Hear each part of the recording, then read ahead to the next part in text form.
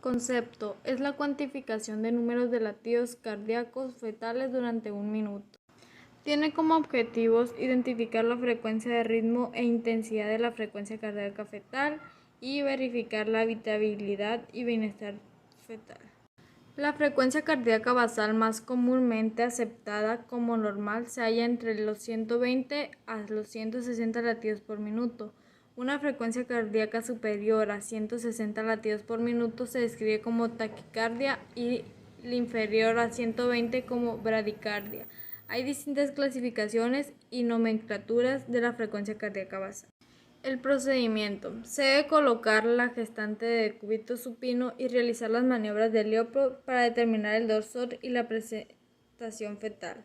2. Se coloca el estetoscopio en el hombro fetal anterior, estructuras sólidas que favorecen la transmisión del sonido. 3. Luego se pone el oído en el extremo distal del estetoscopio, haciendo una ligera presión en el abdomen de la gestante, con el objetivo de mantener fijo durante un minuto para escuchar los latidos del feto.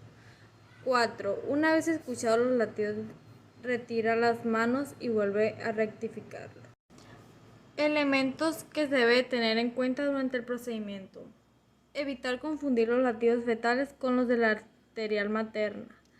Al examinar al gestante, el personal debe mantener el pelo recogido y retirarse los aretes antes de realizar la técnica.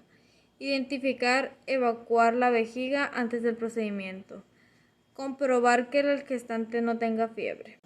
Auscultación de latidos fetales. 1. El foco máximo corresponde al hombro fetal anterior.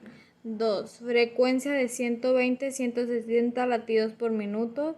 3. Se percibe a 20 semanas con estetoscopio pinar con efecto Doppler de 8 a 10 semanas.